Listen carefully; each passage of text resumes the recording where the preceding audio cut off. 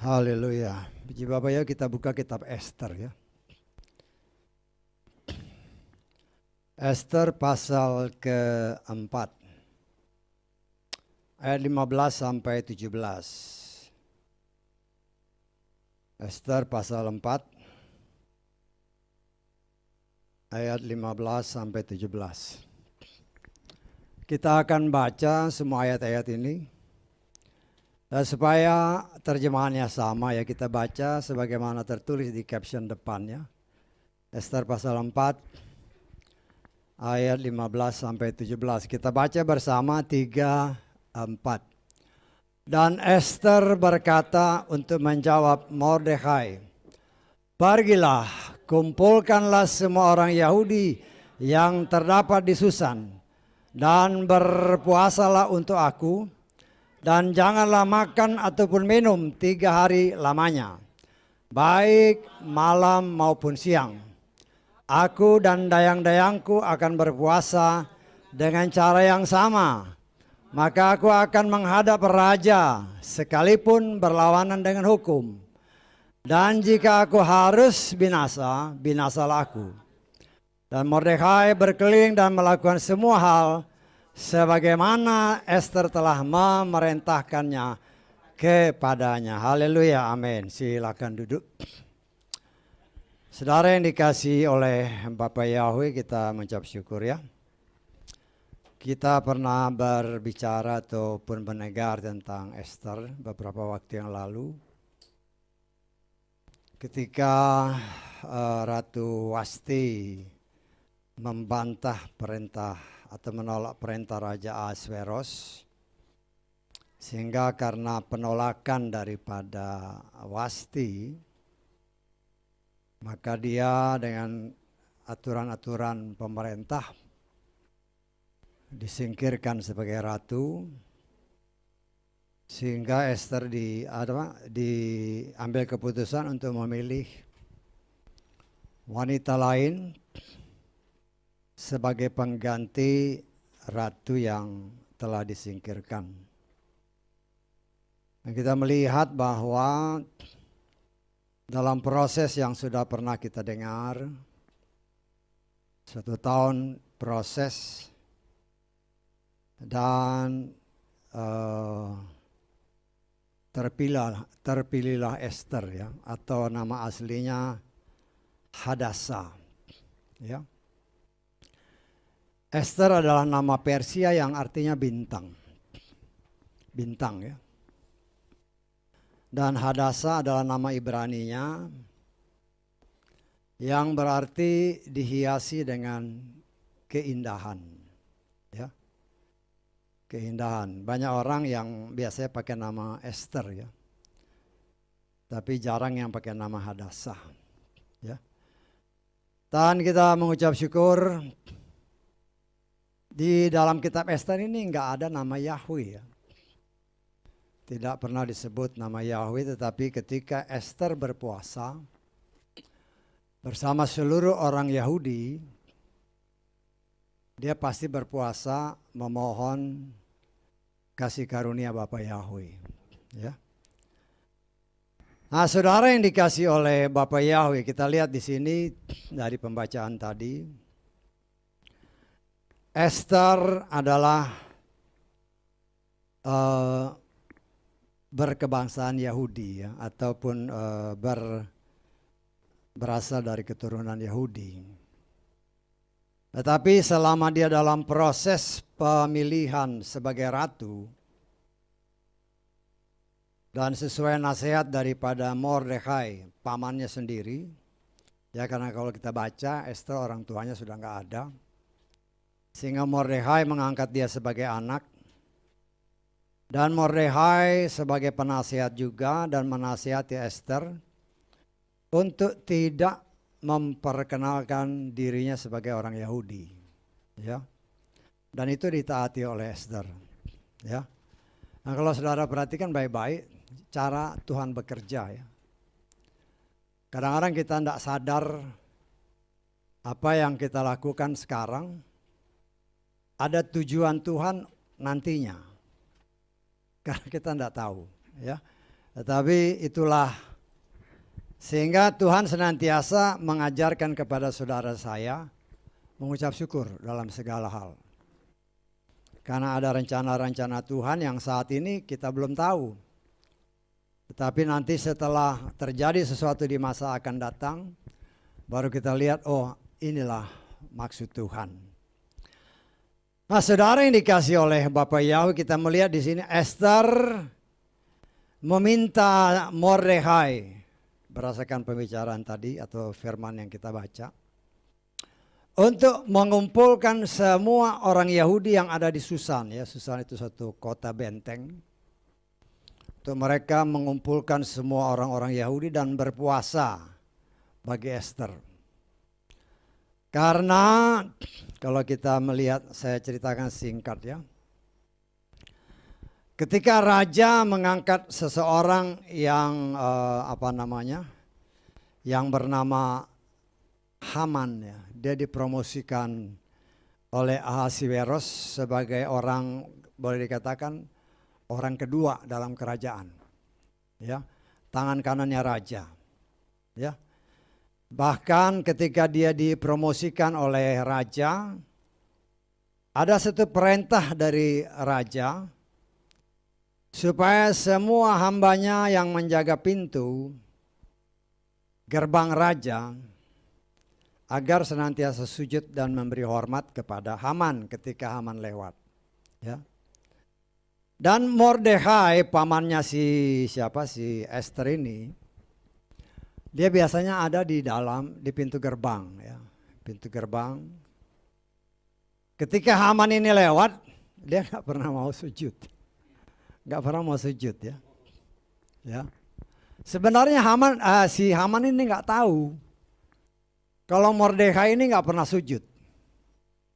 Tetapi para pengawal daripada si Mordekhai melihat, sehingga mereka menegur Haman supaya sujud.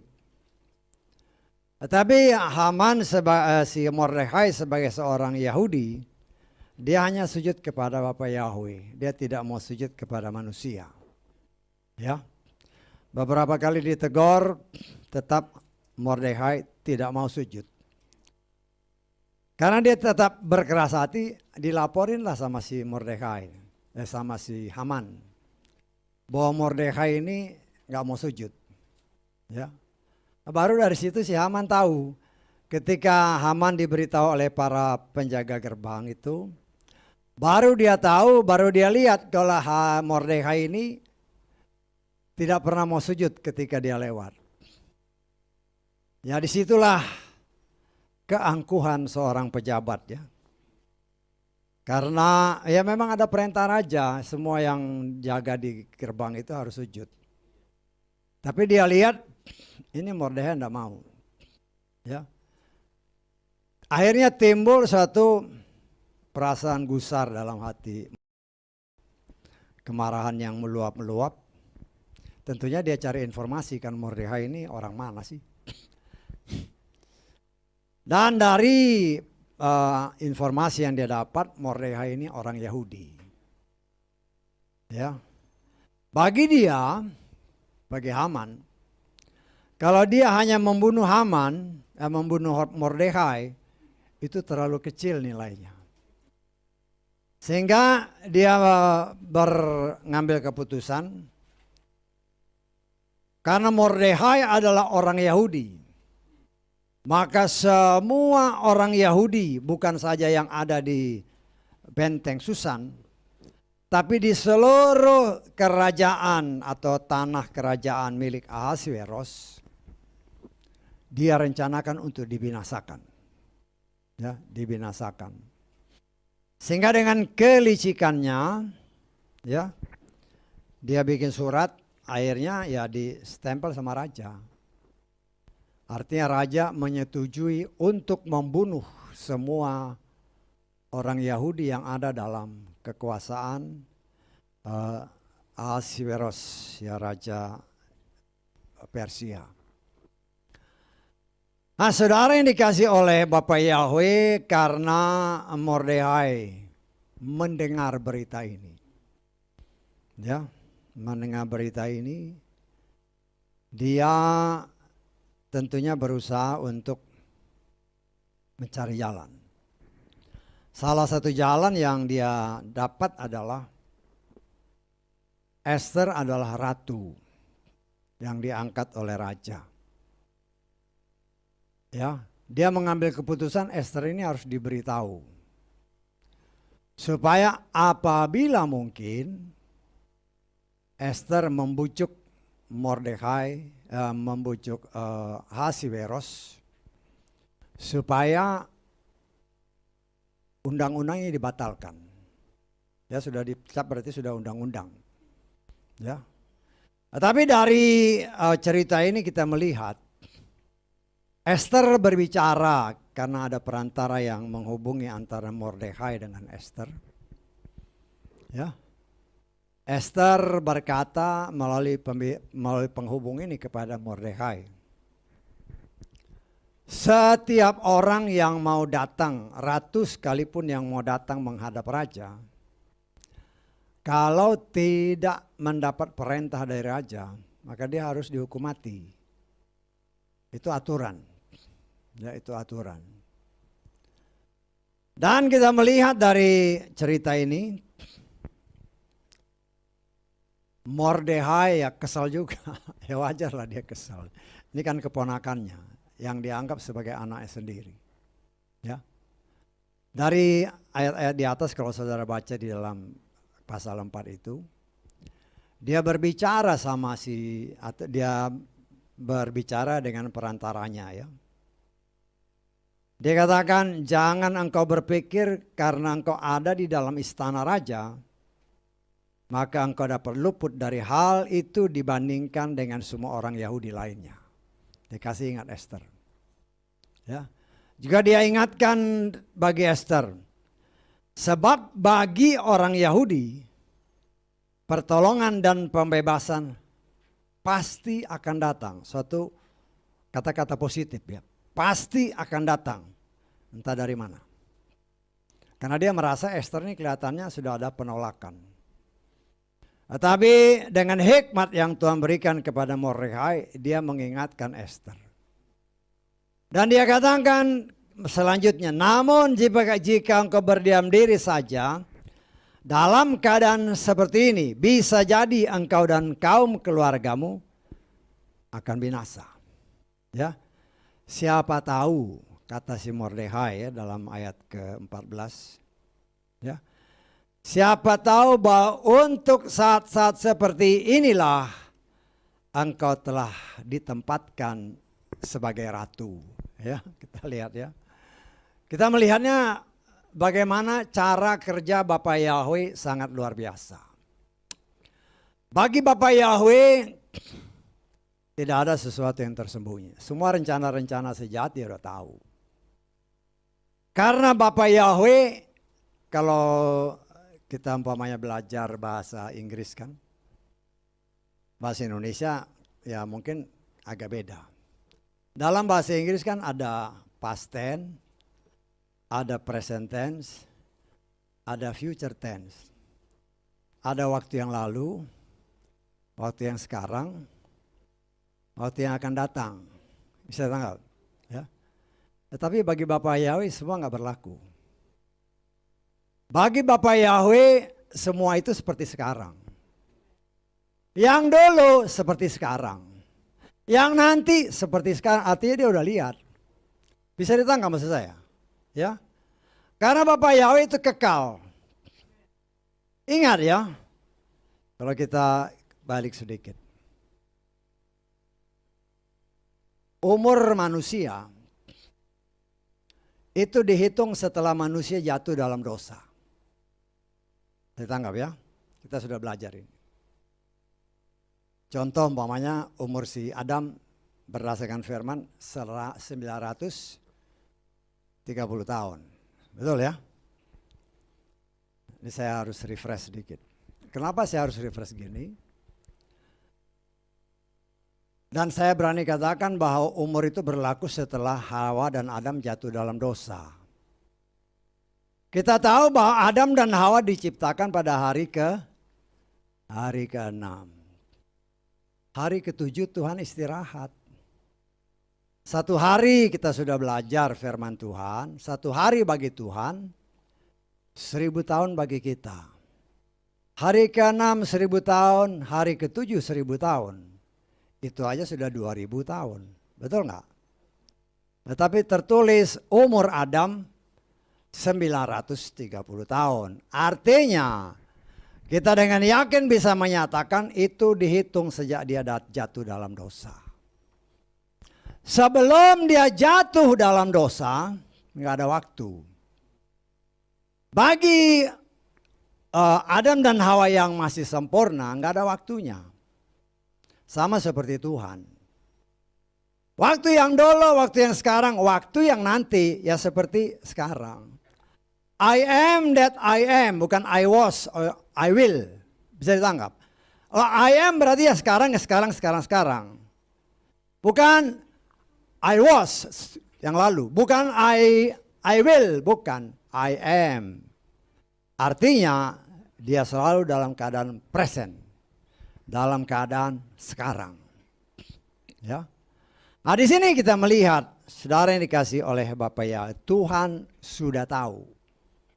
Semua rencana-rencana si jahat dia sudah tahu. Karena itu dia sudah mempersiapkan segala sesuatu.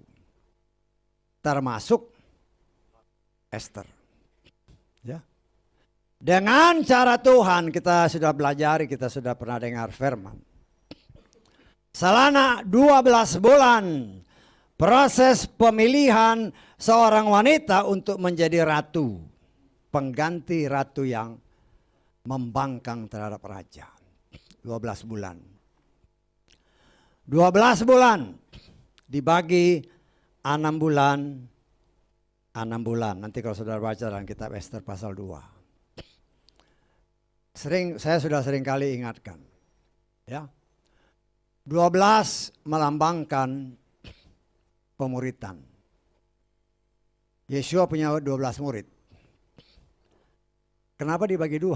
6 kan gitu. Firman Tuhan yang kita percaya berdasarkan tabernakel yang Tuhan berikan. Pengajaran yang Tuhan berikan. 12 roti disusun 6.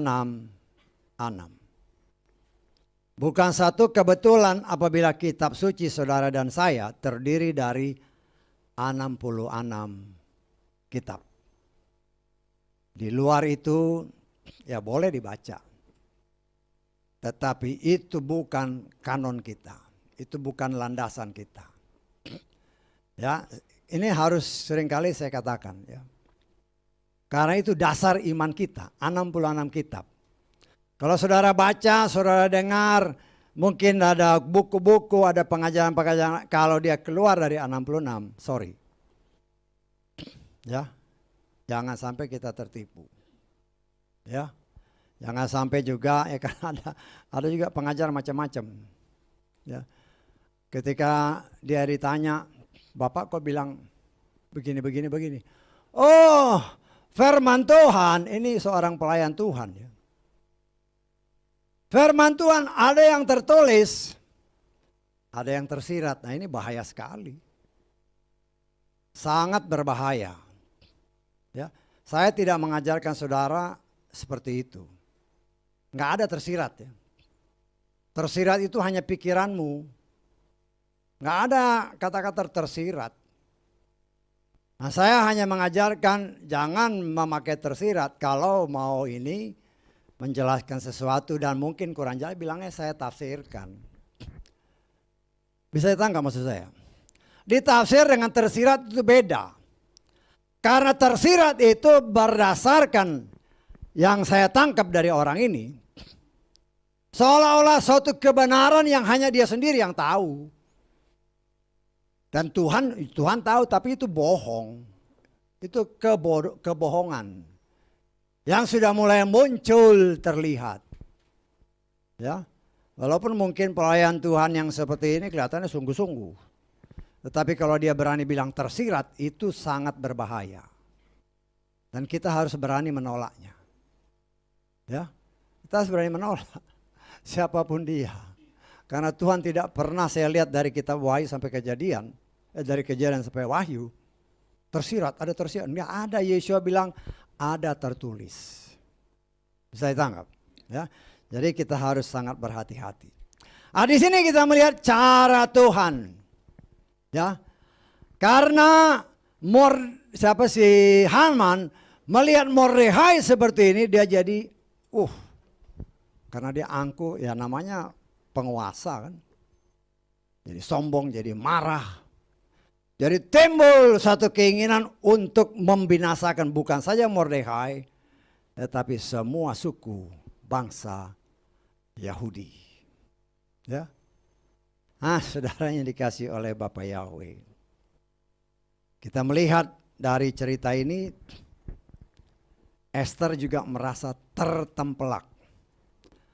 Kamu jadi ratu, itu pasti ada rencana Tuhan.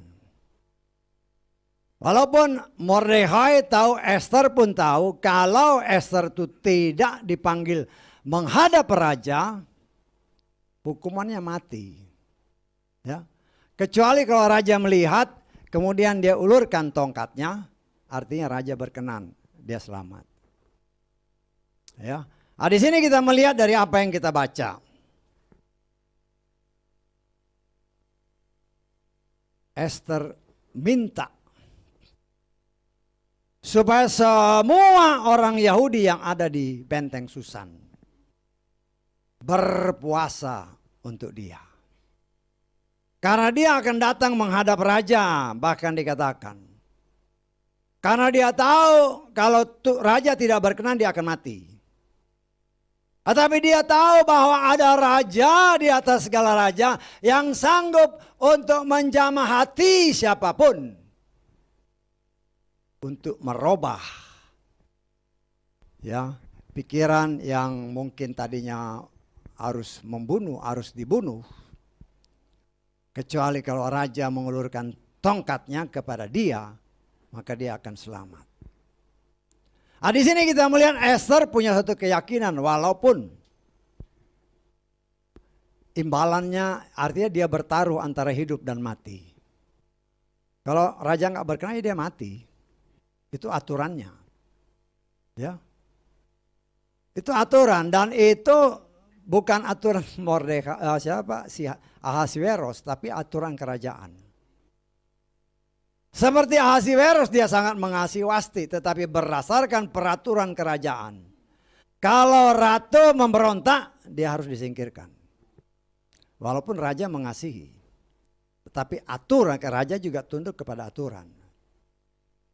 Di sini kita melihat saudara yang dikasihi oleh Bapak Yahweh. Mordekhai sepakat dengan Esther. Semua orang berpuasa. Orang Yahudi 3 hari 3 malam. Saya pernah saksikan, kan saya beberapa kali puasa 3 hari 3 malam. Kalau saudara lakukan tidak makan tidak minum 3 hari 3 malam, hari yang ketiga itu memang hari yang paling, bukan lapar ya, rasa lapar enggak, tapi hausnya minta ampun. Apalagi kalau di ruangan ber-AC begini, cepat haus, kering. Semua kering, ya. Karena ada permintaan-permintaan saya dalam doa. Saya melihat Tuhan menjawab, ya. Kalau kita merendahkan diri, dan puasa 3 hari ini memang banyak dikenal orang sebagai puasa Esther. 3 hari 3 malam, nggak makan, nggak minum. Banyak bergaul dengan Tuhan. Kalau engkau tidak bergaul dengan Tuhan, nggak bakal tahan, nggak bakal tahan. Lapar bisa kita tahan, tapi haus itu sangat sulit. Tapi oleh kasih kemurahan Bapak Yahweh, saya sudah menjalankan 2 kali ya.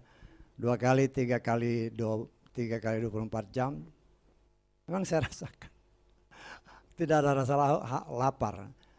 Hari pertama nggak ada rasa haus, hari ketiga nggak ada rasa haus, nggak ada rasa haus, nggak ada rasa lapar.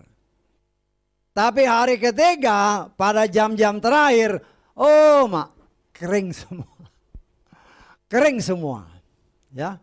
Tetapi oleh kasih kemurahan Tuhan, karena kita ada niatan, Tuhan berikan kekuatan dapat menyelesaikan. Nah, saya melihat Tuhan menjawab apa yang saya minta. Ya, kalau saya nggak ngomong sama istri saya pun, saya nggak ngomong apa permintaan saya.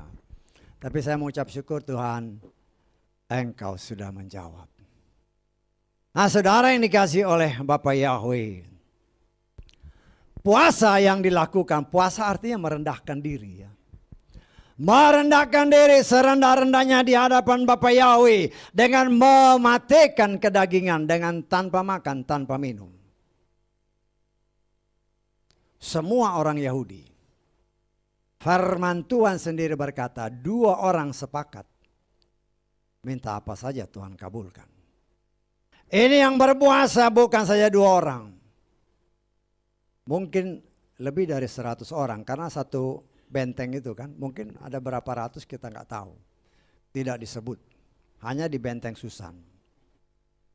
Mereka berpuasa semua, bersepakat merendahkan diri, memohon belas kasihan Tuhan.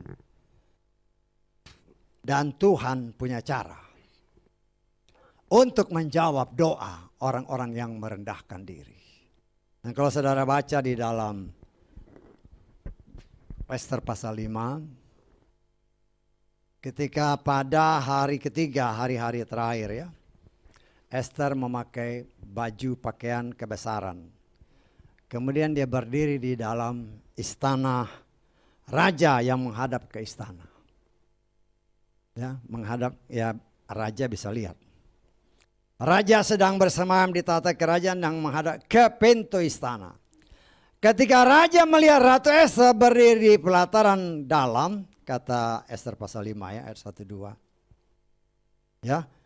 Bangkitlah perkenan raja atas Ester, lalu raja mengulurkan tongkat emasnya. Artinya raja berkenan. Bukan kuat gagah Ester. Ester juga ingat dia sebagai manusia. Dia juga punya rasa takut. Bisa ditangkap maksud saya. Dia datang memberi kehidupan atau kematian. Hanya 2 pilihannya. Tetapi dengan percaya dia melangkah kaki, dia dan seluruh bangsa Yahudi yang ada di Susan sudah berpuasa. Percaya bahwa doa mereka didengarkan. Ya, sehingga walaupun dengan hati yang, jantung yang berdegup keras ya, dia datang aja. Dengan pakai pakaian kebesarannya sebagai seorang ratu. Dia datang ke dekat pintu gerbang istana. Raja melihat, raja mengulurkan tongkat kerajaan. Artinya raja berkenan. Ya. Nah, saudara yang dikasih oleh Bapak Yahweh, kita melihat di sini ada beberapa hal yang Tuhan mau buka. Ya. Dikatakan oleh firman Tuhan, karena kemarahan si Haman timbul kebencian sehingga dia memusuhi. Dia nggak tahu ya, Ester orang Yahudi, dia nggak tahu.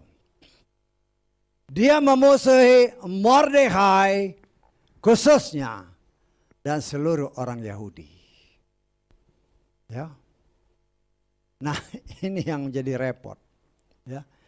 Kita harus ingat bahwa firman Tuhan menyatakan bahwa orang-orang Yahudi ini adalah anaknya Bapak Yahweh. Ya. Kita lihat di dalam Keluaran 4 ayat ke 22. Keluaran 4 ayat 22. Dan engkau yang akan berkata kepada Firaun, beginilah Yahweh berfirman. Perhatikan ayat selanjutnya. Yesrael adalah anakku, anakku yang sulung. Ini firman Tuhan. Ya. Anaknya Bapak Yahweh dimusuhi. Bahaya sekali. Kita lihat Keluaran 23 ayat 22. Keluaran 23 ayat 22.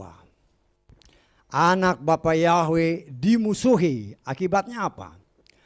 Sebab jika engkau sungguh-sungguh mendengarkan suaranya dan melakukan semua yang telah kukatakan. Perhatikan ayat selanjutnya. Aku akan menjadi musuh dari musuh-musuhmu dan lawan dari lawan-lawanmu. Ini firman ya. Ini Torah. Berani memusuhi bangsa Israel, maka engkau menjadi musuh Bapa Yahweh. Luar biasa, yang menciptakan kok. Ya. Dan ini yang tidak diketahui oleh Haman. Tuhan punya berbagai macam cara untuk membela anak-anaknya. Dia punya kuasa. Ya. Apalagi dia melihat Esther bersama dengan seluruh orang Yahudi. Esther senantiasa ingat bahwa dia dipilih berdasarkan apa yang diingatkan oleh Mordekai. Kamu jadi ratu pasti ada tujuannya. Esther diingatkan bagaimana pertolongan Tuhan sangat luar biasa. Sehingga dia menjadi ratu bukan karena cantik rupanya. Tetapi juga seluruh kehidupannya Tuhan yang merubah sehingga cara Tuhan. Akhirnya dia terpilih sebagai ratu. Dan dia terbakar semangatnya ketika Mordekai menyatakan, kamu jadi ratu mungkin untuk maksud ini. Dan kita melihat Esther pun terbakar. Ya. Tapi dia juga tidak mau sendiri karena dia minta dukungan. Berpuasa untuk aku. Dan Tuhan melihat bukan saja Esther dan Mordekai merendahkan diri. Tetapi semua orang Yahudi yang ada di benteng Susan. Tuhan melihat orang yang merendahkan diri. Pasti Tuhan jawab. Kita sudah pernah belajar kan tentang siapa si Ahab ini kan. Raja orang Israel. Ahab itu kita sudah belajar. Dia itu penyembah berhala. Melebihi raja-raja Israel yang lain. Tetapi ketika dia merendahkan diri di bawah kaki Bapa Yahweh. Bapa Yahweh lihat. Sehingga hukuman yang tadinya menimpa pada zamannya. Ya, hukuman tetap berlaku tetapi ditunda pada zaman anaknya. Itu orang penyembah berhala. Lah ini orang yang sungguh-sungguh tahu mengenal percaya Bapa Yahweh. Mereka merendahkan diri. Tuhan punya cara untuk menjawab. Untuk menyelesaikan permasalahan yang dihadapi oleh bangsa Yahudi. Karena Tuhan tidak pernah melupakan janjinya. Ya, seperti yang seringkali saya ingatkan. Tuhan bukan setia kepada manusia. Tapi Tuhan setia kepada firman-Nya. Dia sendiri yang berkata kepada Moshe, Israel adalah anakku.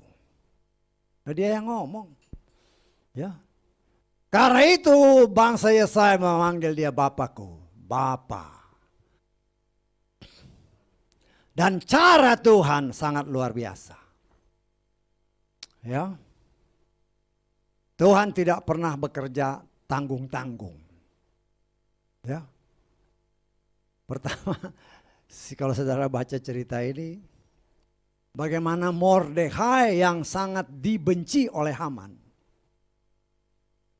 Tiba-tiba Tuhan raja mengangkat dia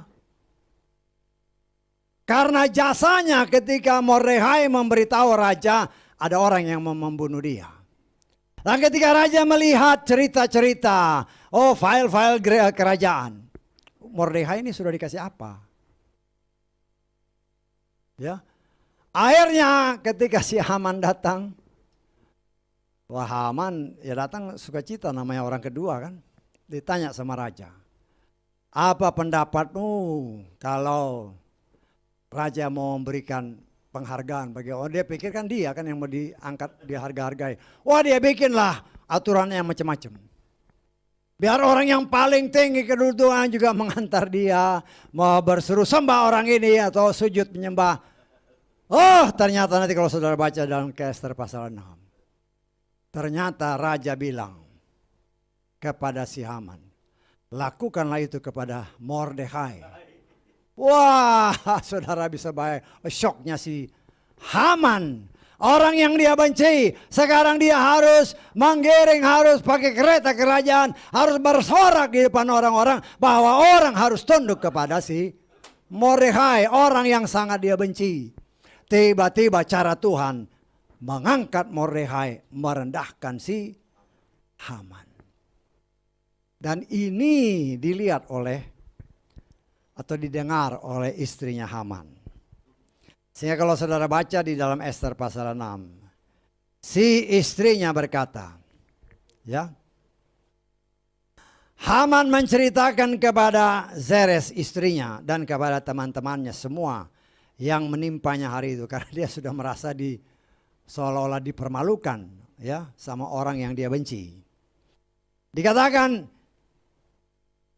maka berkatalah orang-orang bijaksana di rumahnya dan juga Zeres istrinya, jika di hadapan Mordekhai sebagai keturunan Yahudi yang hendak kau tumpas, engkau sudah mulai jatuh, maka engkau tidak akan sanggup mengalahkannya.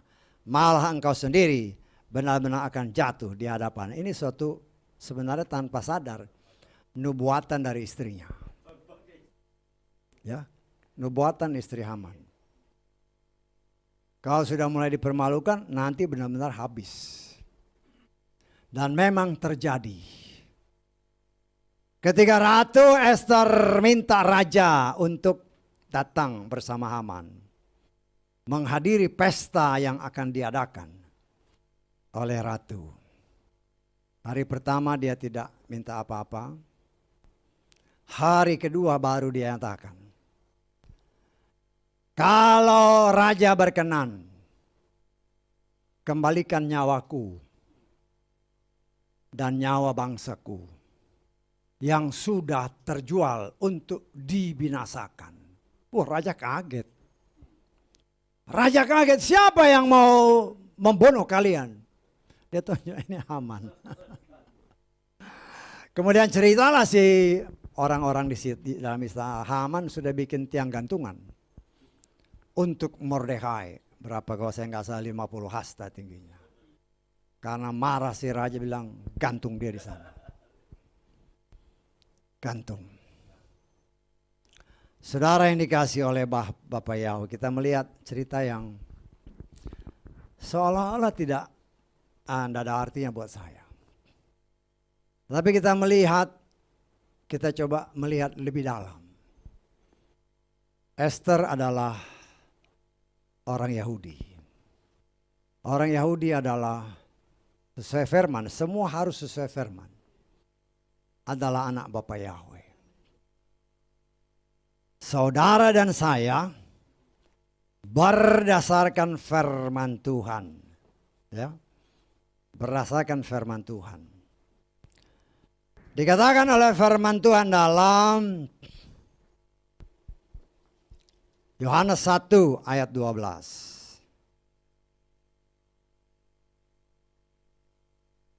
Yohanes 1 ayat 12.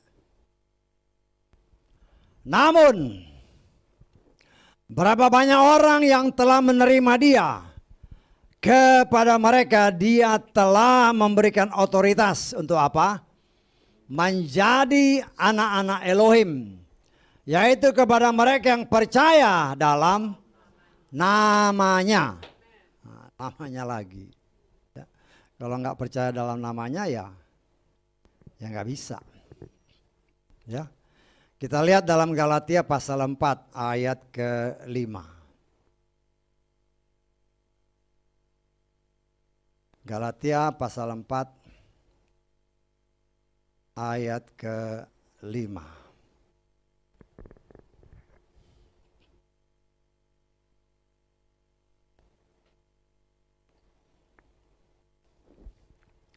Agar dia dapat menebus mereka yang di bawah Torah. Perhatikan. supaya kita dapat menerima apa? Adopsi sebagai anak. Jadi kita anak angkat. Bisa ditangkap? Bangsa Israel, anak Bapa Yahweh. Kita adalah anak adopsi.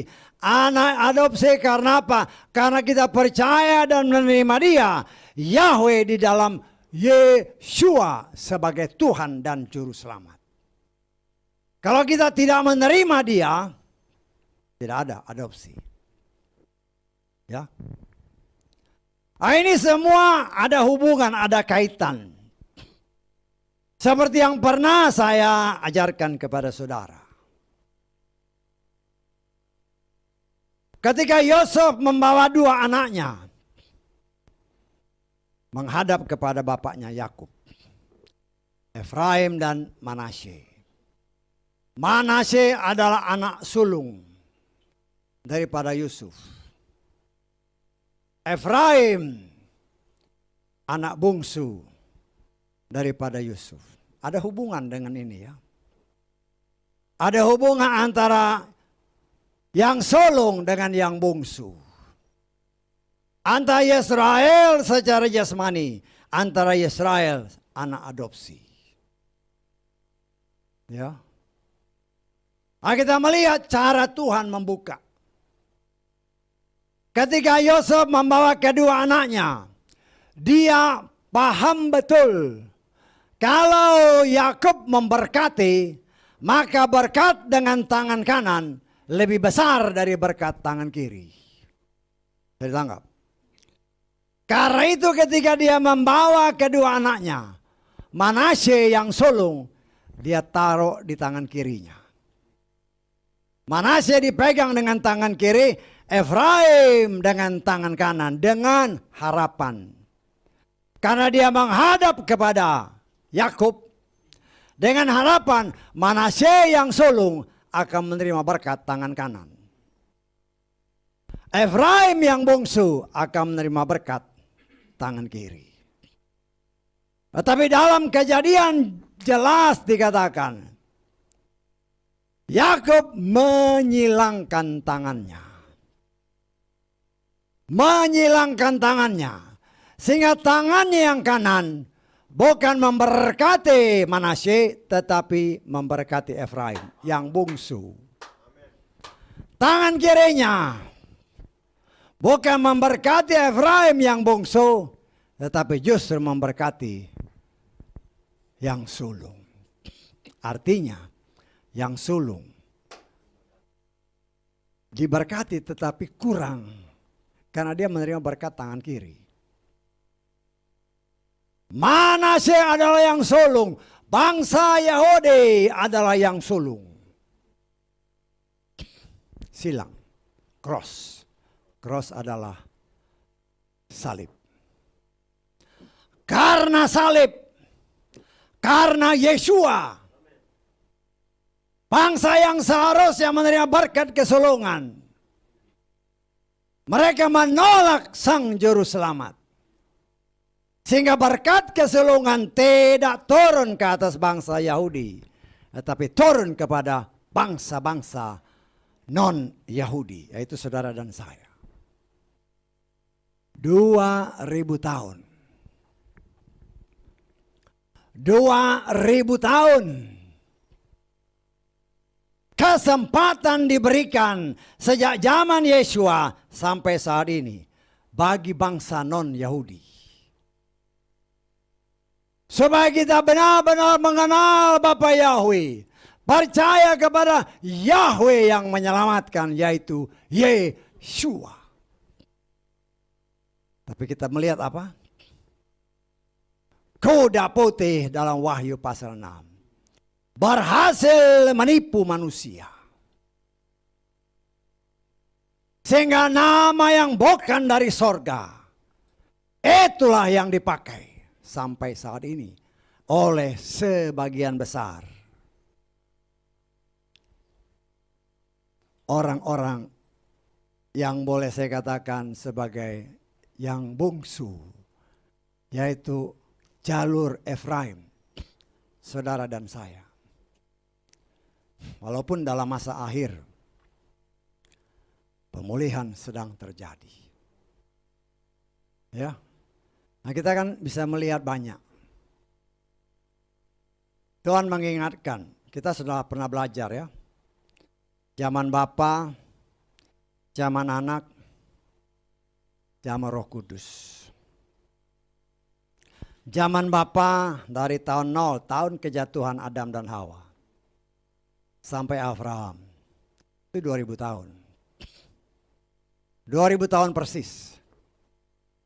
Dari zaman Abraham sampai Yeshua, 2000 tahun. Dari zaman Yeshua sampai saat ini, 2000 tahun.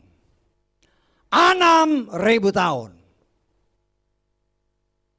Bapa Yahweh berfirman, Rohku tidak akan selamanya tinggal pada manusia, tetapi usianya hanya 120 tahun. Dan banyak orang yang menafsirkan, saya percaya juga akan tafsiran ini. 120 tahun ini bisa punya dua arti. 120 tahun Nuh memberitakan firman, tetapi orang tetap menolaknya. Ya, bahkan semakin jahat. Tetapi 120 tahun juga bisa ditafsirkan 120 tahun Yobel. 1 tahun Yobel sama dengan 50 tahun kita. 120 tahun dikali 50, 6.000 tahun. Bukan suatu hal yang kebetulan. Kalau justru pada hari tahun ke-6.000 ini, mendekati tahun 6.000. Tahun Yahudi sekarang berapa? 5782 ya. 5782. 5782. Kan tadi 6.000 tahun kan. Kalau 6.000 dikurangi 5.782, tinggal berapa tahun? Tinggal 200 berapa? 18 ya. Betul nggak? Itu berdasarkan perhitungan, kalau kita coba itu hitungan dengan cara penanggalan Yahudi. 200 sekian. Tetapi ada tertulis waktunya diperpendek. Dan kita sudah belajar, coba kalkulasi ketika Yesus berkata, oh akhir zaman. Ya, orang-orang yang hidup pada akhir zaman. Kita sudah belajar sedikit dari kitab Daniel. Ketika bangsa Israel, ya, yang ya kita kan boleh menafsirkan, ya. Ketika Nebukadnezar, dia karena kesombongannya dirubah Tuhan pikirannya sehingga seperti binatang. 7 masa atau 7 tahun dia jadi seperti binatang. 7 tahun bangsa Israel hidup seperti binatang. Ya. Karena mereka menolak Yahweh. Mereka tidak mau mengikuti aturan-aturan Torah dengan benar. Mereka lebih percaya kepada berhala-berhala. 7 masa, 7 kali 360 hari. Sama dengan 2.520 hari. 2.520 hari. Bisa kita tafsirkan 2.520 tahun bangsa Israel seperti binatang. Dan kalau itu dihitung dari zaman memerintahnya si Nebukadnezar, kurang lebih 570 sebelum Masehi. Minus 570 ditambah 2.520, itu sekitar 1950. Sebagaimana Nebukadnezar dipulihkan kembali menjadi manusia. Demikian juga bangsa Israel setelah sekian ribu tahun, 2520 tahun, dihitung dari zaman Nebukadnezar. Tahun 1948, kembali negara ini dibentuk. Ya. Kembali negara ini dibentuk. Kata firman Tuhan, generasi ini akan melihat masa kedatangan ketika Yeshua menjemput kita di awan. Kita sudah pernah berhitung masa ini, generasi ini, yang mana Tuhan? Kita sudah hitung berdasarkan yang tertulis. Bangsa Israel, kata firman Tuhan, karena dosa bapak leluhurnya, karena Abraham tidur waktu ibadah. Karena itu ingat ya, saya ingatkan. Saudara yang di sini, saudara yang di luar sana, kalau ibadah jangan tidur. Jangan tidur. Ini firman soalnya. Jangan kira bangsa Israel jadi budak karena tidak ada penyebab. Karena bapak leluhurnya tidur waktu ibadah. Bapak Abraham tidur. Sehingga ketika dia bangun ada tertulis, keturunanmu akan menjadi budak 400 tahun lamanya. Tetapi pada generasi keempat, mereka akan kembali. 400 tahun dibagi 4 generasi. Satu generasi 100 tahun. Nah, kita coba hubungkan ya antara apa yang Yeshua katakan. Generasi ini yang kita tafsirkan, generasi di mana tahun 48 mereka ada. Generasi ini akan melihat Yeshua datang. Dari zaman Adam sampai zaman Abraham, 2000 tahun, 20 generasi. 2000 dibagi 20, 100 tahun. 2 firman. Bagi saya sudah cukup menyatakan satu generasi 100 tahun. 1948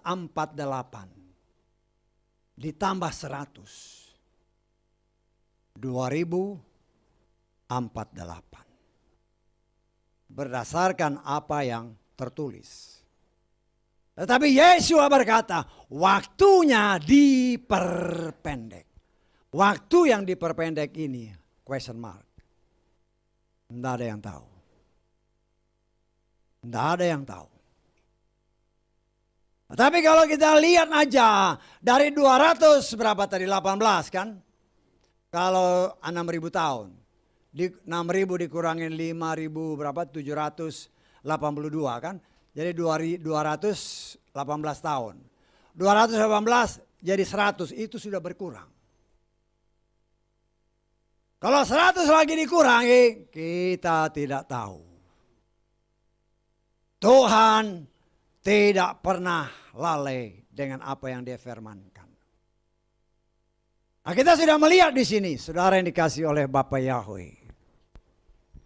Ya. Tuhan berbicara. Sama seperti Mordekai. Mungkin kita punya musuh. Ya, saudara yang tahu lah siapa yang jadi musuh. Ya. Torah menyatakan bencilah musuhmu, tapi Yeshua bilang kasihilah musuhmu. Dia menggenapkan apa yang difirmankan. Nah, kita melihat cara Tuhan luar biasa untuk membela orang-orang pilihannya. Ada satu kesaksian ya, saya nggak pernah ngomong sama keluarga juga nggak pernah ngomong. Waktu kami kerja di Petronas di Myanmar ya. Kurang lebih 9 tahun. Ya 9 tahun artinya sebulan di sana, sebulan melayani, oleh kemurahan Tuhan. Saya punya back to back itu orang Malaysia. Karena dia merasa dia Petronas kan punya Malaysia. Pokoknya dia hebat kan. Suatu saat ada waktu pas masa saya tugas, ada orang yang datang, dia membereskan tentang kita punya cold storage lah. Terus saya tanya dia, ini kamu bikin dari mana?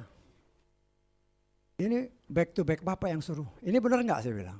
Oh ini salah Pak. Loh kenapa kamu ikuti? Habis dia yang mau begitu, salah atau benar saya tanya. Ya salah, ya betulin. Itu jadi masalah ya. Waktu dia datang saya kasih tahu itu salah kamu punya kerjaan. Wah marah besar dia. Sampai banting-banting meja. Saya diam aja. Ya. Tapi saudara tahu apa yang Tuhan buat? Berapa bulan kemudian dia mati. Mati dia. Saya di sini. Kemudian saya ditelepon sama orang Myanmar kan, Petrus. Pak, you harus datang. Kenapa? Ini back to back mati di kamarnya. Nah, terus teman orang Filipina dia ngomong. Saya kan dipanggil Julius. Julius, you hebat ya. Orang yang musuhin kamu mati semua. Nah. Tapi ya saya mengingat hal-hal seperti itu. Seringkali saya alami ya. Tapi masalah-masalah seperti itu saya nggak pernah cerita. Kalau saya cerita kan nggak enak di rumah. Ya. Tapi saya merasakan bagaimana Tuhan membela saya ketika saya bekerja. Dia tidak pernah mempermalukan. Tapi kita harus bekerja dengan benar. Ya. Nah saya mengucap syukur itulah cara Tuhan membela. Dan kita mengimani apa yang dikatakan Keluaran 23 ayat 22. Musuhmu menjadi musuhnya Tuhan. Tetapi Yesua berkata, kasihilah musuhmu. Jangan balas kejahatan dengan kejahatan. Karena apa? Karena pembalasan adalah milikku, bukan milikmu. Artinya, mungkin kita dibenci oleh orang. Dan orang mungkin ya karena kita juga manusia. Bisa aja kita jadi gak enak juga. Tapi ketika kita berdoa, Tuhan ajarku untuk mampu mengasihi orang yang membenciku. Nah di situ tangan Tuhan campur tangan. Dia akan membela kita dengan caranya. Nah, tetap kita merendahkan diri. Tetap kita mengandalkan Bapa Yahweh. Nah, saudara dan saya akan melihat bagaimana pertolongan Tuhan yang sangat luar biasa. Yang pasti kita alami. Kalau kan dikatakan dalam Keluaran 23 tadi. Apabila engkau taat kepada firman. Engkau melakukan apa yang aku perintahkan. Maka musuhmu menjadi musuhku. Lawanmu menjadi lawanku. Ya kita serahkan sama Tuhan. Bagaimana dia bekerja itu urusan kita. Urusan Tuhan bukan urusan kita. Nah, kita akan melihat tangan Tuhan. Menggenapkan apa yang dia katakan dalam Yesaya 59. Tangan Tuhan tidak kurang panjang untuk menjangkau kita. Dan telinga Tuhan tidak kurang tajam untuk mendengar doa permohonan kita. Dia pasti membela. Dan itulah yang Tuhan mau tunjukkan kepada saudara saya tentang Esther. Bagaimana semuanya ada kaitan. Nah, saya mengajarkan, mengingatkan kepada saudara, siapapun yang kau dengar, pemberita firman siapapun, apabila dia keluar dari 66 kitab, tolak. Jangan sampai masuk racun. Karena itu tidak sesuai firman. Ya, banyak kan, oh saya gereja ini. Dulu kita gereja lambangnya salib, di belakang ini kan salib.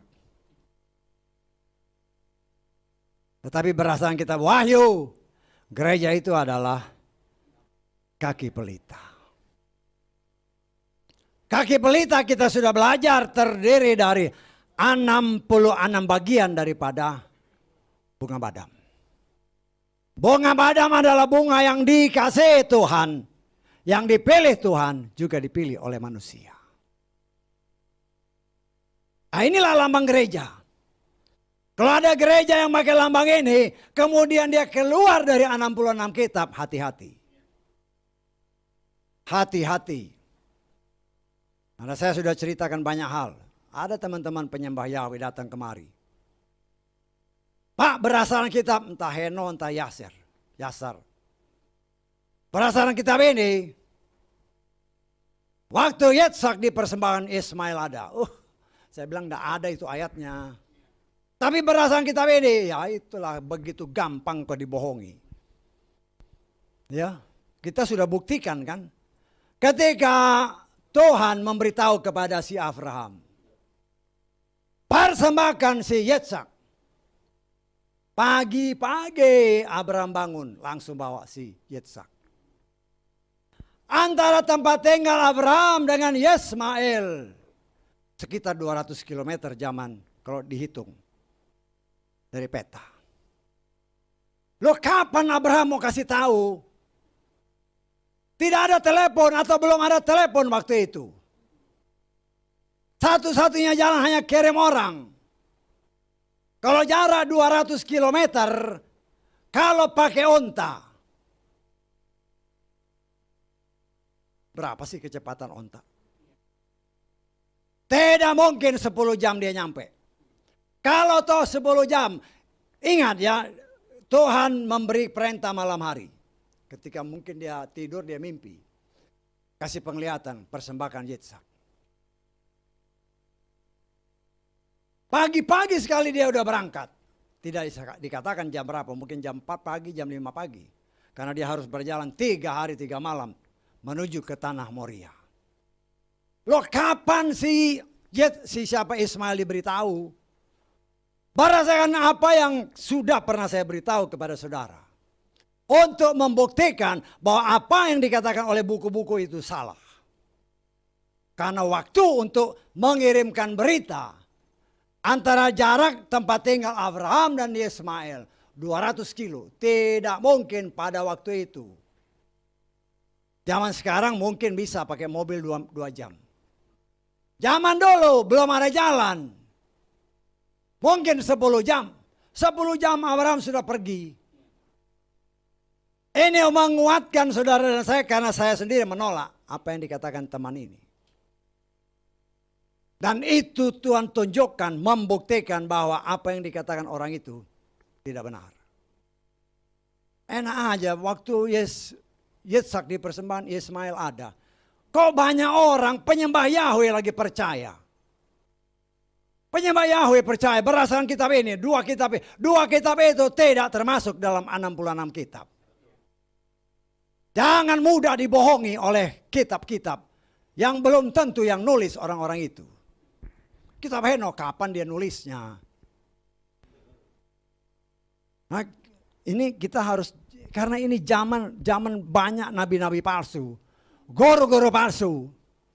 Penyembah Yahweh juga banyak yang percaya dengan buku-buku ini. Heran, tapi kalau gerejanya lambangnya kaki pelita. Ngerti gak sih kaki pelita ini apa? Pelajarilah Torah dengan benar sehingga kau tahu apa itu artinya. Sehingga jangan menyesatkan umat yang tadinya menyembah ilah lain. Dia sudah menyembah Bapa Yahweh dalam Yeshua Mashiach. Tetapi karena pengajaranmu sesat. Akhirnya bisa kelihatannya lurus ya, menyeleweng. Saya dengar sama pelayan Tuhan yang datang terus dia cerita, oh Pak di sana. Saya nggak perlu sebut namanya lah. Di sana kalau mau khotbah kita buka kitab Henokh. Lah, inilah penyesat luar biasa. Kau buka kitab Henokh bukan buka kitab sucimu. Kitab suci nanti kalau ada, saya tidak katakan semuanya salah. Tapi bisa aja dari kitab Henokh itu kita dapat referensi yang tidak menyeleweng dari firman. Tapi kalau kau bilang kita buka kitab Henokh itu sudah salah. Saya berani katakan itu salah. Karena itu bukan 66 kitab. Ini kanon kita, ini basic kita. Kita gereja, kita umat non-Yahudi. Kecuali kalau kau orang Yahudi. Karena orang Yahudi bukan 66 kitab. Ya. Dia banyak dari rabi ini, rabi ya boleh aja. Boleh aja. Karena mereka memang namanya dia anak asli. Anakku kata Bapak Yahweh. Tapi kita pun harus lihat. Karena banyak juga walaupun dia Yahudi asli. Bisa aja hatinya, salibkan dia, salibkan dia. Hati-hati. Jangan tersesat dengan nabi-nabi palsu. Tuhan mengajarkan, mengingatkan saudara dan saya dengan kejadian Esther. Esther yang dalam bahasa Persia artinya bentang. Bentang di tengah dunia yang gelap. Seolah-olah tidak ada menghasilkan terang. Tapi saudara dan saya menjadi bentang-bentang, kata firman Tuhan. Engkau menjadi bentang-bentang. Walaupun dunia yang gelap, kita tetap memancarkan kasih kemuliaan Tuhan. Dengan tetap berdiri teguh kepada firman. Jangan sampai tertipu dengan pengajaran-pengajaran yang tidak baik. Karena pengajaran yang orang-orang mengenal Bapak Yahweh juga mulai hati-hati ya. Hati-hati. Hati-hati, tetapi bagaimana kau mau hati-hati, kau nggak pernah baca, ya gampang kesesat lah. Saya sih belak-belakan, apalagi kan saudara, saya dipercaya untuk menggembalakan, lebih baik saya ngomong jelas-jelas. Supaya saudara tahu kalau ini benar-benar, kalau salah-salah. Karena apa? Kalau sudah tahu, saya sudah tahu itu salah, saya biarkan, bahaya saya. Yeskiel 3 ayat 17, 18 dan seterusnya. Ayat 18-nya adalah, engkau sudah tahu salah. Kita lihat aja ke Yeskiel pasal 3 ayat 18. Ketika aku berkata kepada orang jahat, engkau akan mati. Dan engkau tidak memperingatkan dia. Dan engkau tidak berbicara untuk memperingatkan orang jahat itu dari jalan hidupnya yang jahat. Untuk menyelamatkan hidupnya. Dia, orang jahat itu akan mati di dalam kejahatannya. Perhatikan ayat selanjutnya. Tetapi aku akan menuntut darahnya dari tanganmu. Ini yang saya nggak mau. Jadi saya ngomong ya apa adanya. Saya bukan juru selamat. Tetapi saya alat dari juru selamat. Untuk menyatakan firman yang benar. Supaya kita sama-sama selamat. Kalau saya tidak berani menyatakannya. Ini bahaya. Bisa ditangkap. Artinya bukan saja saya. Saudara pun harus berani. Kan saya senantiasa menghimbau, doakan keluarga besar kita. Doakan mereka yang masih ada hubungan darah dengan kita. Atau mempunyai ikatan karena perkawinan. Mungkin mereka sekarang belum percaya. Tapi engkau berdoa, berpuasa. Bahkan apabila mungkin berpuasa seperti Esther. Dan ketika kita merendahkan diri. Pasti Tuhan akan menjawab. Tuhan tidak pernah mengecewakan. Tapi kita harus belajar. Belajar untuk mentaati seluruh kebenaran firman. Namanya orang belajar, kita masih bisa jatuh. Tapi kalau jatuh-jatuh melulu, ya koreksi. Bisa ditangkap. Ya. Karena itu mari saudaraku yang dikasih oleh Bapak Yahweh. Ya. Esther, dia memperlihatkan walaupun dia ada ketakutan, tetapi dia mau bertindak. Bahkan dia bertekad, kalaupun aku harus mati, aku siap mati. Nah, kita pun harus punya keyakinan seperti itu. Kalau karena kebenaran firman, mungkin kita ditolak. Mungkin kita disingkirkan oleh orang. Mungkin orang menyakiti kita. Tapi kita harus punya prinsip. Aku tidak akan mundur. Untuk menyatakan yang benar adalah benar. Yang salah adalah salah. Kita sama-sama belajar. Kita belum sempurna. Tetapi dengan belajar mentaati firman. Maka firman itu yang menyempurnakan kita. Kalau ada kesaksian-kesaksian tadi kalau saudara perhatikan baik-baik. Itu kan belajar untuk mempraktekkan. Berseru kepada Tuhan. Tuhan, engkaulah penolongku. Maka Tuhan tolong. Saudara dan saya itu diciptakan untuk Bapa Yahweh dalam Adonai Yeshua Mashiach dan bukan yang lain. Sehingga apabila kita bertindak, kita melihat hasilnya, dia dipermuliakan. Kesaksian-kesaksian menyatakan ini. Kasih lihat, jangan hanya ngomong doang. Kasih lihat bahwa kita berbeda. Ya, kita bisa menjadi berkat bagi banyak orang. Sehingga nanti orang akan lihat, gerejanya di mana sih? Tuhanmu siapa sih? Jangan bilang, oh Tuhan, kasih tahu Tuhanku namanya Yahweh. Ya, apalagi buat orang-orang Nasrani yang masih ngotot memanggil nama ilah lain. Ya, saya berkali-kali nyatakan Yesus itu nggak ada di sorga. Saudara berani bilang Yesus itu nggak ada di sorga. Ya, karena Yesus itu nggak ada artinya. Nggak ada artinya Yesus itu. Ya, sedangkan Yesus sendiri berkata, aku datang dalam nama Bapakku. Siapa namanya? Yahweh. Bapa itu namanya Yahweh. Dalam nama Yesus mana ada nama Yahweh. Tetapi kalau dalam nama Yeshua, Ye itu Yahweh, Shua itu menyelamatkan. Itu klop semua.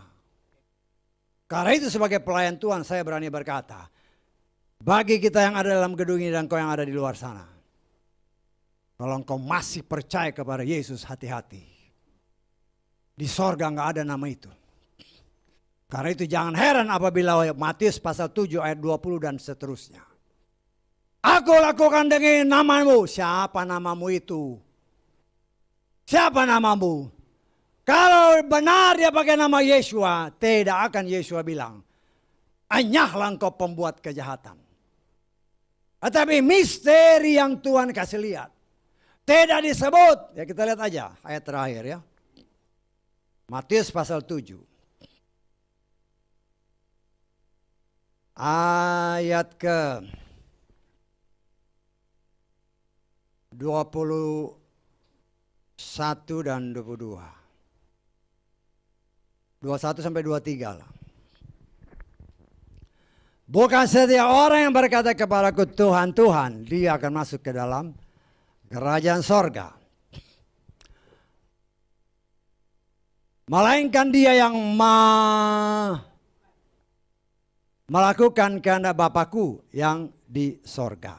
Perhatikan. Banyak orang akan berkata kepadaku pada hari itu, Tuhan, Tuhan, bukankah dalam namamu kami telah bernubuat? Dan dalam namamu kami mengusir roh jahat. Dalam namamu kami melakukan banyak mujizat. Aku akan menyatakan kepada mereka, aku tidak pernah mengenal kamu, anyahlah engkau daripadaku. Hai kamu yang mengerjakan kejahatan. Ini yang saya katakan, mu-nya itu misteri.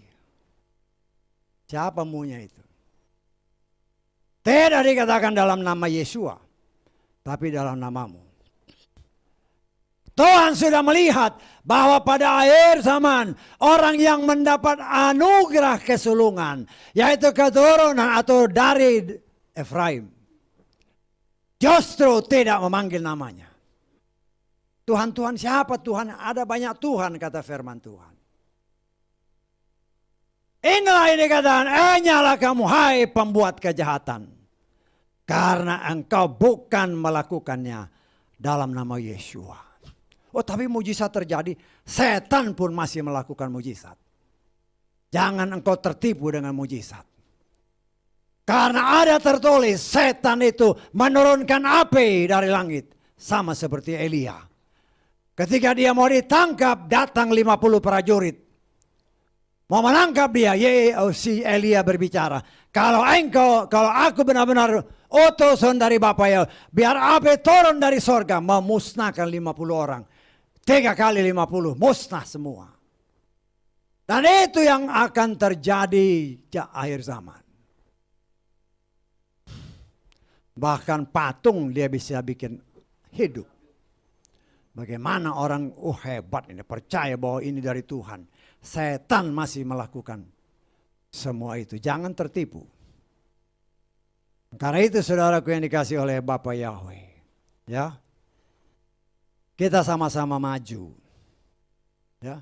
Saya sebagai pelayan Tuhan hanya bisa menghimbau, ayo jalan. Ayo maju bersama-sama.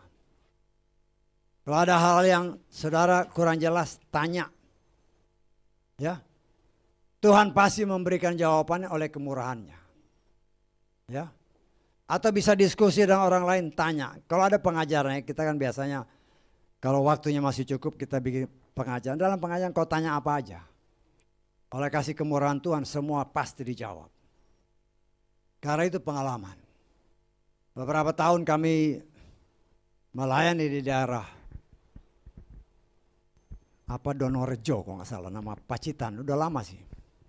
Daerah Pacitan sana. Di sana ada gereja GKJWA, apalah lupa saya. Memang nggak ada pendetanya dulu ya. Jadi setiap bulan saya dan istri saya datang.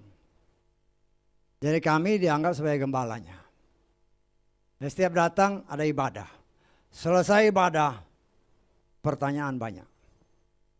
Tidak ada satupun pertanyaan yang tidak dijawab oleh Tuhan melalui firman. Karena itu saya sangat percaya. Apalagi bagi jemaat sendiri. Kalau ada pertanyaan, tanya. Ya. Tuhan mampu memberikan jawaban sesuai apa yang tertulis. Supaya kita sama-sama maju. Ya, bukan saya yang jawab, Roh Kudus yang berikan. Ada ayatnya semua. Karena itu saya percaya dengan kita berjalan sama-sama, berdoa bersama-sama. Kita maju bersama-sama sampai titik di mana Tuhan kita dengar membunyikan sangkakala. Oleh rohnya kita diraihkan. Bukan lagi kereta sorga. Tetapi ada tertulis malaikat membawa kita. Haleluya. Amin. Mari kita bantu.